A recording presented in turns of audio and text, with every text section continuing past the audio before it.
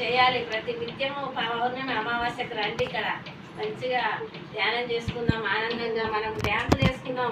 సాయంకాలం అయితే మంచిగా అవకాశం ఉంటుండే మనకి పాటలు పెట్టుకొని ఎంత ఆనందంగా ఉంటుందో చూడండి. ప్రతి వేద్దాము కానీ ప్రతి ఒక్కరం కూడా ధ్యానం చేస్తే అంత ఆనందం ఉంటుంది చూడండి. ఆనందం ఎక్కడ లేదు, మన లోపటే ఉంది ఆనందం. మన ఆత్మానందం, ఆత్మతో మనం అనుసంధానం కావాలి. ప్రతి నిత్యము ఇలా బుధ చైతన్య పిరమిడ్ అంటే ఎంతో గొప్పది. దాంట్లో ధ్యానం చేసుకుంటే మన సర్వరోగాలు పోతాయి చూడండి. మాకు పోయినాయి, ఏదో ఉన్నా గ్యాస్ నొప్పి, కడుపు నొప్పి, ఏదో కాళ్ళ నొప్పులు ఉంటాయి. మనుషనంగా అన్ని తగ్గించుకోవచ్చు మనము. మన చేతిలోనే ఉంది మన ఆరోగ్యం. ఎక్కడ ఎతకాల్సిన అవసరం లేదు.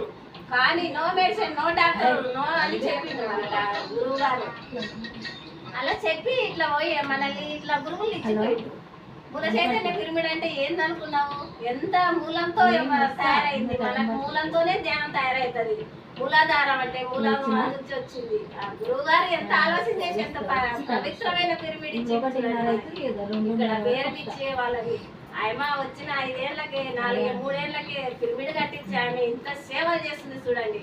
ధ్యానంలోకి వచ్చిన ఇంత తొందరలో కూడా వాళ్ళ పూర్వజన్మ సుకృతాలు ఉంటాయి. కానీ అందరూ కూడా మనం కూడా 1 అడుగు వేద్దాము, 100 అడుగులు మనకు వస్తాయి. మనకి ధ్యానం లేకుంటే